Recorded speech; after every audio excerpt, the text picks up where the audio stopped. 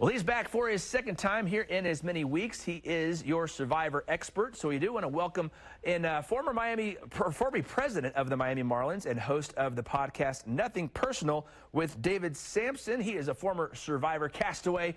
Good morning, David. Thanks for coming by here again. We appreciate you. Oh, it's my pleasure. We are getting knee-deep into the season, and it's quite a season so far. It's getting interesting. Now, real quick, last week you mentioned that you're never alone on the island, as there's always the production crew and camera crew always around watching. So first off, does that get annoying for the competitors? And is it weird trying to do, like, personal stuff, like go to the bathroom? Well, you actually go to the bathroom. You go, number one, wherever you want. Number two is in the water. And there's a place where they tell you in the water where you're supposed to go. They actually call it, if I can say that on the air, an aqua dump. Oh. And they teach you, you actually have to practice how to do that. But what I find interesting is when you're searching, looking for idols. Remember one of the castmates, was it Dan or Dave? I can't remember. Was trying to get to the bird cage with no one seen. And he's secretly doing things, or at night when the hidden idol, the fake immunity idol, was hidden by the water. There's a cameraman there. So you're trying to be secretive and rolling around in the tall brush. There's a camera guy looking at you. So if you're a castaway and you're paying attention, you know there's another castaway around when there's another cameraman around. Oh, good. So it helps you maybe plan a little bit of your strategy there just by seeing what's happening around other people. I like that. Well, I tell you what, it's a rainy day here in Kansas City. I wouldn't do well out in the elements, here today. So I'm not sure if I could ever be a competitor on this show. But what are you liking or maybe not liking so far here as part of season 44? I guess I'm not liking the whole fake immunity idol. That is something that was not contemplated when I was there, that there was a thought of doing an arts and crafts project.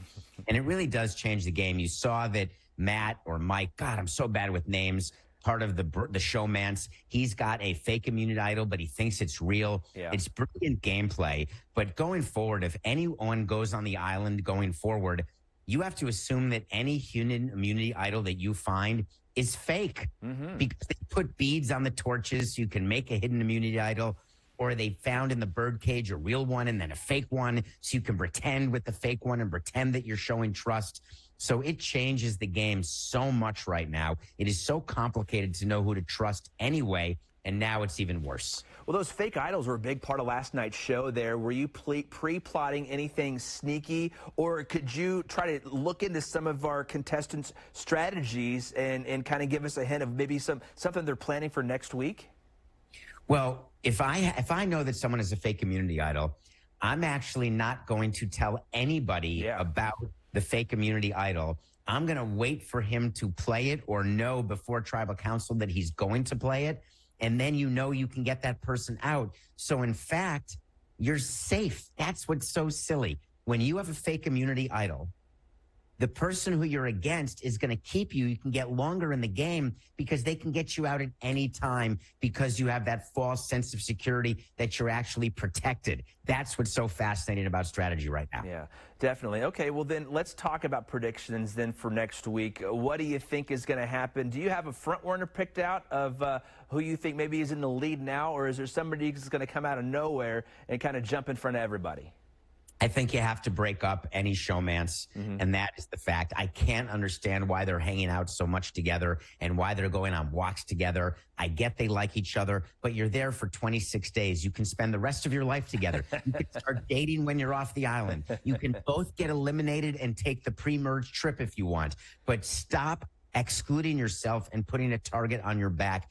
It makes no sense to me, and we've seen it play out over 43 seasons. Don't get into a showmance on the show. So I would expect that to be broken up. You have to do it before the merge, so you've got 2 or 3 more tribal councils to do it, but I don't see how either one of those players can make it now. I like the way you say save until after the show, or at least give yourself, instead of a target on both everybody's backs, split up, get away from it. At least one of you could win and have the money there. You could celebrate together afterwards, right? Make a deal, split the money, say you're going to spend the rest of your life together. Now, it's very much like an on-set romance. Rob and Amber, that is very rare, as you would imagine, to find someone and then stay with them. The level of intense emotional connection that develops, the level of need and wanting that can develop on an island, You get back in the real world. There's no more bubble. But hey, split the money. Yeah. Pretend that you don't like each other. Do something, but stop walking around laughing all the time together.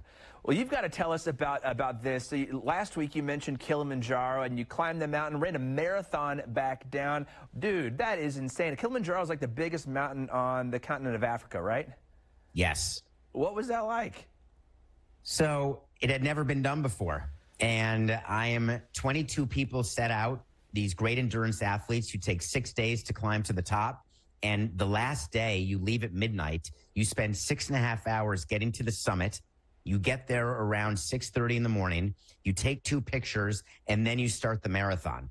The first 13 miles is down Kilimanjaro. And then the last 13 miles is on the base of Kilimanjaro, up and down about 6,000 feet of. Oh, my goodness. It's insane.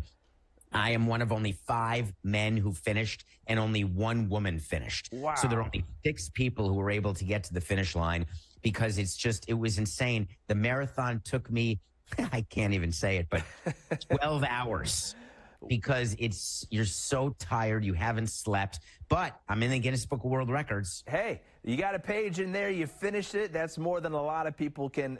I mean, a lot of people wouldn't even start that. Let's be honest. But there he is, David Samson, former castaway from Survivor and Kilimanjaro marathon finisher right there. David, we appreciate your time this morning. If you want to talk to David or hear him talk some more, you can catch Nothing Personal with David Samson every day, anywhere you get your podcast. Also a big-time contributor to CBS Sports. And don't forget, you can watch season 44 of Survivor every Wednesday at 7 right here on KCTV5.